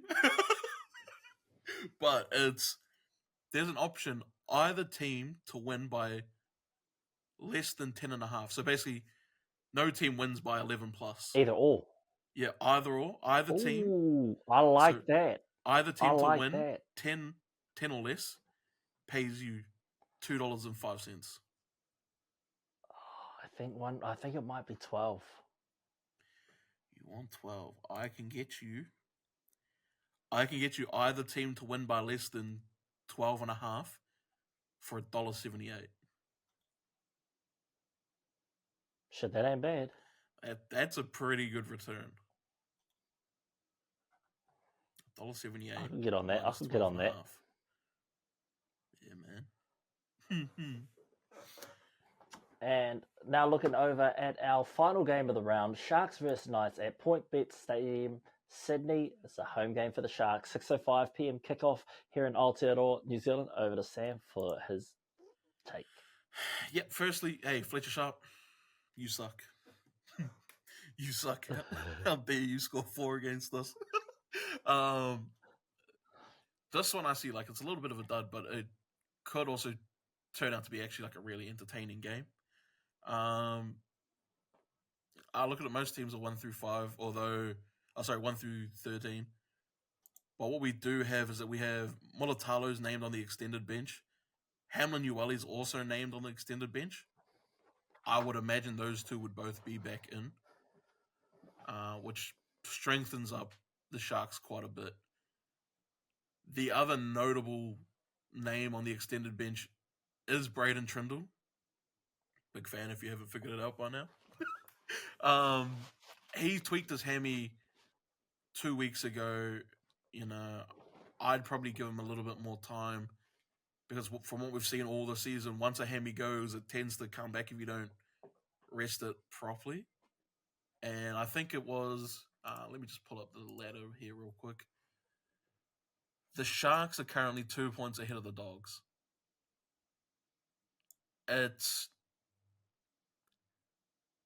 if you're looking for the second chance in the top 4 spot, like, yeah, you probably do play Trindle, but I would probably be a little bit more patient with it and hope that Trindle comes back, Nico comes back, and then we roll from there.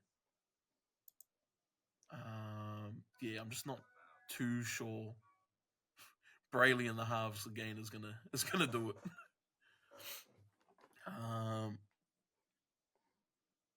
But yeah, I think I don't know. Like I look through this run and I think this is actually a pretty exciting game. But I also see the potential for it to be a stinker. Jack Williams played really well last week. Nikora goes up against Frizzell. Like, those are two pretty exciting battles to me. Yeah, and it's going to be Fletcher Sharp going up against Ronaldo Mulitalo, right? He's named down there in the reserves. I imagine he'd come in for Stone Street. Yeah, because what we've noticed is 5 normally goes up against 2. Yeah, it's confused me. It's always confused me. Sometimes I see 2 against 2. Sometimes I see it's 5 against 2. Yeah, well, that's sometimes true. I see. I'm assuming, right? Yeah. Because Couture is a big body, you'd put him on Marju. Sharp's a more leaner body, so you'd put him on Ronaldo. Yeah. Or if you're the Sharks, that's the adjustment you'd be wanting to make. Yeah. Oh, I don't know though. Sharp against Couture. Jeez. Do you know if Couture and Ramian play on the same Yeah, edge? that's why I think the Sharks make that.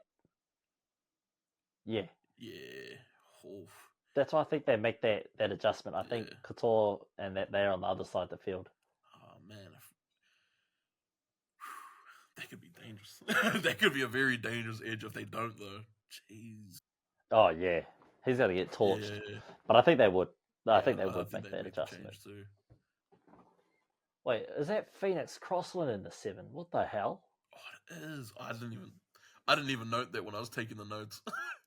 Which I probably should have, considering Hastings and Will Price are on the extended bench. I'm going Sharks definitely then. You're taking the Sharks? Yeah, 1-12 minimum. I'm probably gonna say the Sharks are gonna pull the pull the trigger and they're gonna play Trindle. I'm gonna take the Sharks 13+. The Sharks. Yeah, I've got Sharks 1-12. Ooh. The TAB has the Sharks at $1.36 favourites. 1-12 pays out $3. 13+ is paying $2.30. Oh, but yeah, no love for the Knights on their $3.10. No love for it. But yeah, that's all I've really got in terms of that game. I feel like there's too many variables to like comfortably bet on that game. Yeah. Which is one thing you'll see in the bet of the week for me. I've not got a shark in there. I've not got anything from this game involved in that. Well, I've gone, Sharks 1-12. I just think, with Ronaldo Mulitalo coming back in the side, and I hope he has a big game. My fantasy team needs it. Like I said, man, I dropped big time in the overall rankings. But like this whole season's been humble beginnings, okay? And that's the wrap on this weekend's games. I don't know if you have, but I've put in all of my tips that I've been going along with. And if you've been following along at home, $10 pays out $41,208 for all of those bets that we've picked. And speaking of bets that we've picked, it's time for big plays and paydays. And I haven't actually seen a payday from this TAB ever in my life. I've won more, fun fact, I've won more from New Zealand Lotto Commission than I have from the TAB. The TAB, I picked the odds. The Lotto is just random. And I've won more money from the Lotto. This year I've won about $63 from Lotto. I've won fucking nothing from the TAB. You know how ridiculous that is? Oh, that's tough. Like, they're not even major wins, right? Like, but it's Lotto. Yeah, I mean, like I've had at least like a little bit of joy from the TAB, but yeah, I'm definitely. Everyone I know is having joy from the TAB. Damn.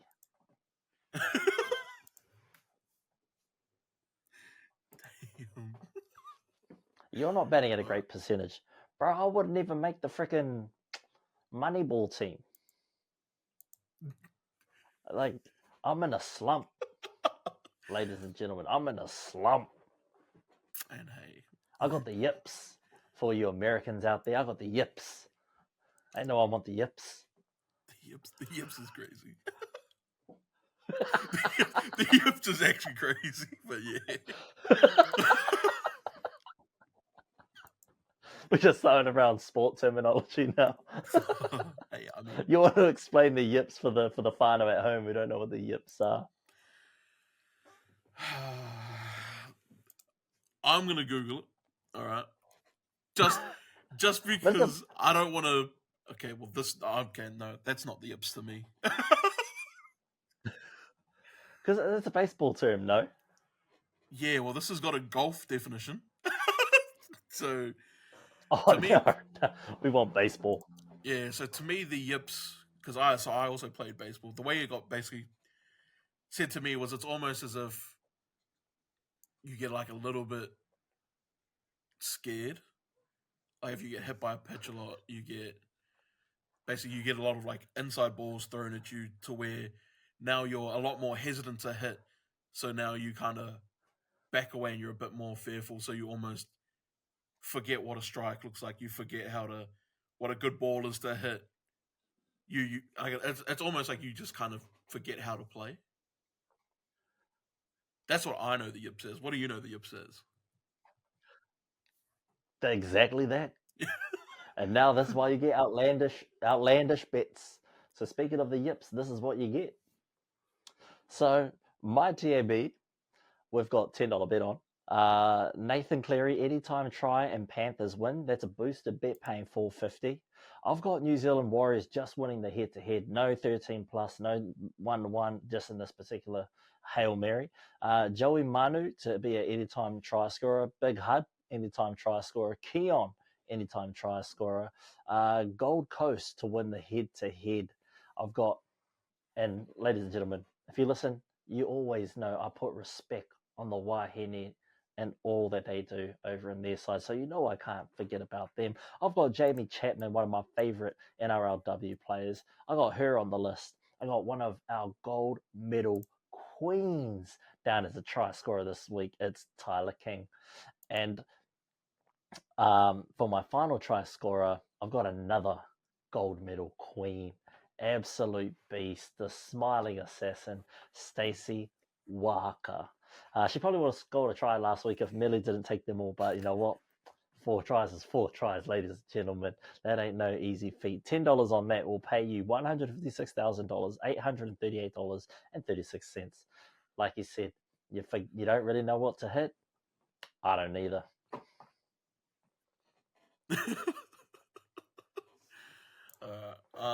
I've got a few bets I want to throw at you. Some are not all that outlandish. Some may be considered dreamers. But yeah, so my first bet was I've got the Panthers to win, which is paying $1.58, and then I've got Brian To'o and Isaac Tungo to score combined 2+ tries. That pays out at $3.63. So chuck $10 on there, get $37 back. My thinking just behind that bet was is that over the last 6 games, those two have combined to score 10 tries. So they've got a pretty good strike rate. So, hey, Tungo scores 1, To'o scores 1, you hit your bet. To'o scores 2, you hit your bet. Tungo, I feel like, has been playing really good over the last few weeks. He scores 2, you hit your bet. So yeah, I quite like that one. That's not bad. Just a bit of a safer bet, really. My other bet was on the Warriors game. I've got, I actually have to go back and change this. Shit. Hold on, sorry. I'll figure out what the bet is and I'll talk through it at the same time. I just need to change the screen. So my, I had it and then I realized that if I've got this happening, then that means he's on the bench. So my bet was I have the Warriors +7, +7.5. I have either Dallin or Ruben Garrick to score 1 try, and then I've got Tommy Talau to score, which, putting that into This is... Where's 17.5? Oh, this is not great. this is not great. Tommy Talau. Try score a combo. One. Who did I say? Sorry, Dallin and Garrick. Oh no.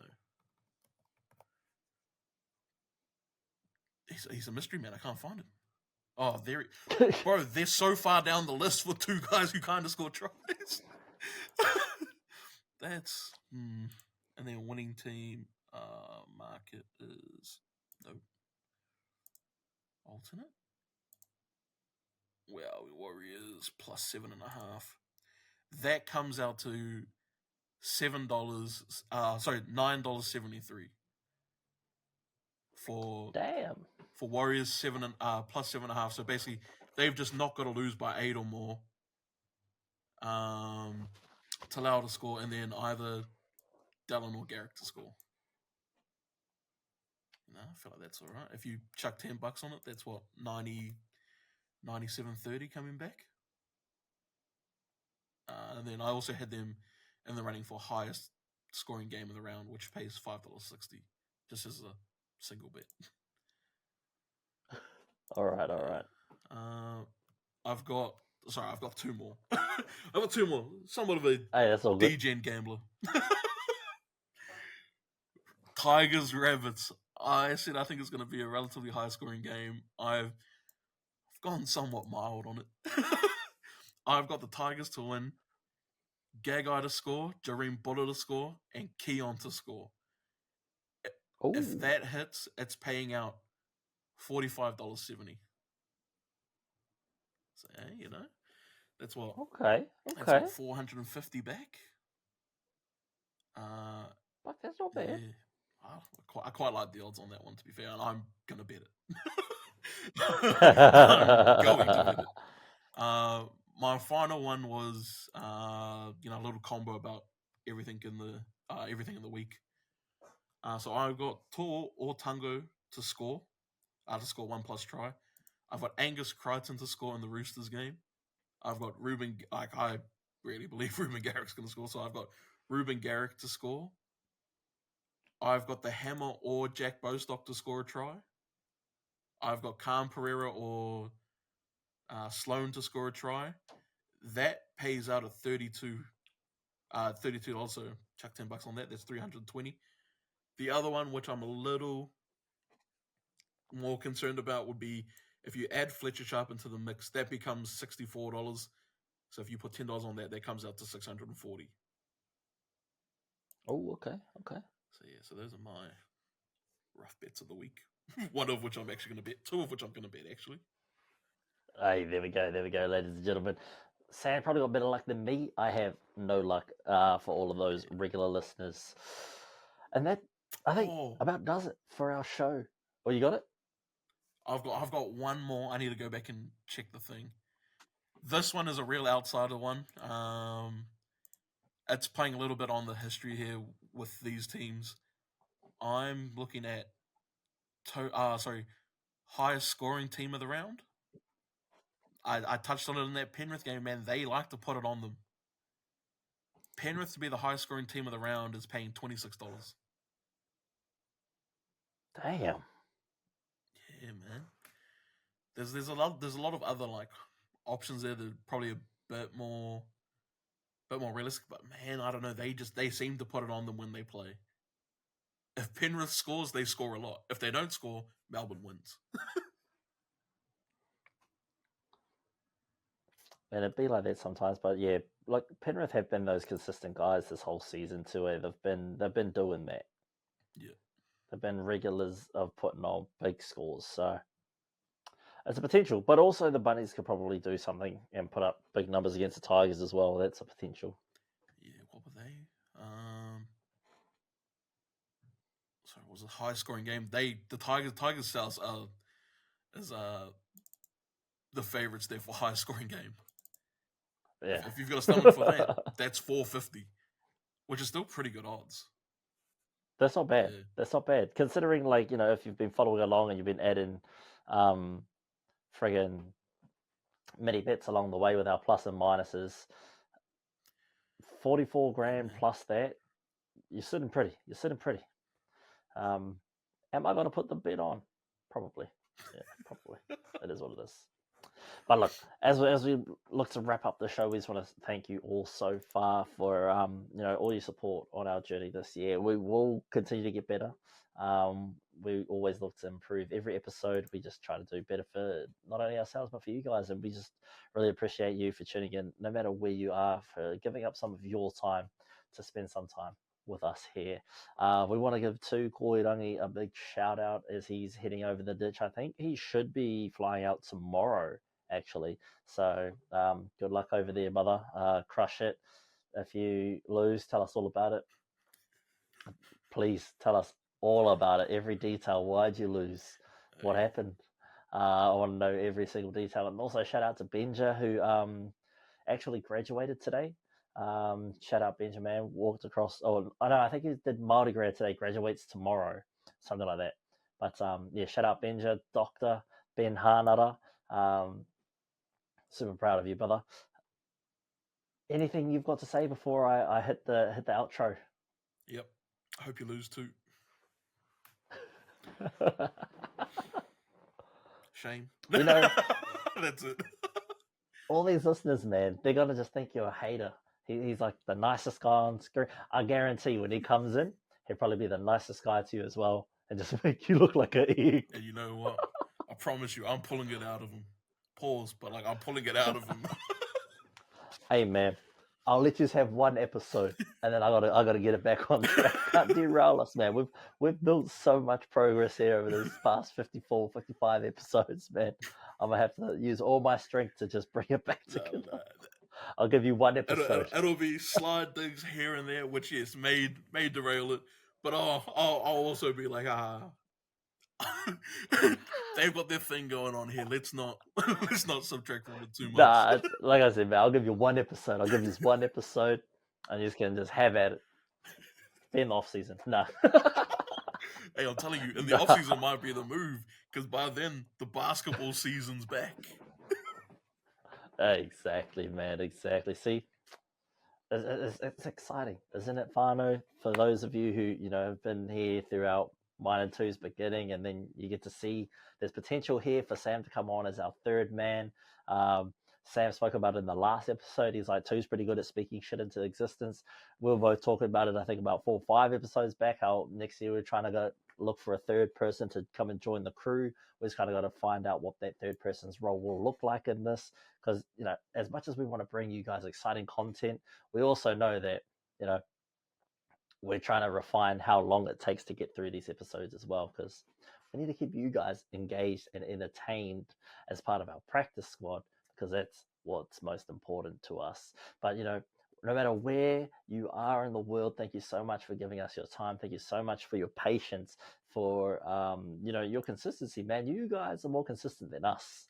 All we do is we show up each week, film our episodes, get it out to you guys. You guys actually listen. You guys stream this stuff, and I can't thank you any much more than what we have.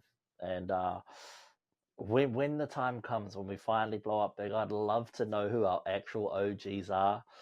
So I think we're gonna come up with a sort of saying or like a code word that if you're a legit OG, you'll know this, and maybe that will be your code for whenever we drop future merch. Like you'll just get way better discounts just being part of this membership.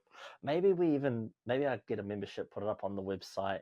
You guys claim that now, and I'll take it off the website eventually, and then you guys can just use that as like a way to redeem mad rewards in the future, because you guys make this happen.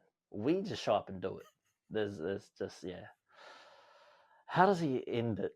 So thank you all for listening. If you're still listening, we truly appreciate it. Remember to like, comment, subscribe, and if you love our content, share it with a friend. Share it with some Puerto Ricans. We want some Puerto Ricans on here, man. That'd be cool. I like Puerto Ricans. Pablo Sanchez. Before I forget, now that I mentioned Puerto Ricans, Pablo Sanchez from that video game. He's the one that reminded me of Daly Cherry Evans. Google Pablo Sanchez video game character. He's the one. I think it's like Backyard League or something like that. That's the thing. But that's Daly Cherry Evans for you. You can take that home with you guys. But yeah, no matter. What's my outro? Hold on. It's actually outrageous. It looks like him, mate. It looks like him. Bro, the head is holy. He just needs a bigger neck. There we go.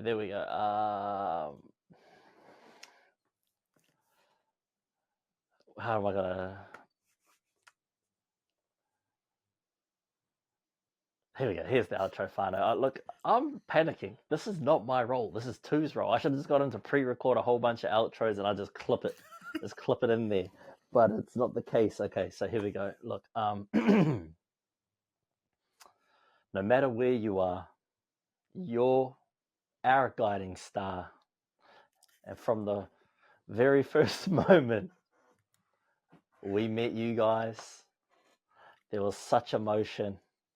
I'm walking on air just to know you are there. Hold us in your prayers. Don't let us go. We want to be here hosting this podcast forever. Closer each day. We home and away.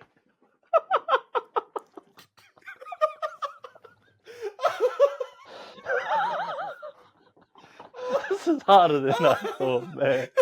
I just rejigged the words from home and away. You know what that made me think of? Twinkle, twinkle, little star. Yeah, it was out the home and away. Yeah, it was that. No matter where you are, you're my guiding star. I can't even remember. It's that.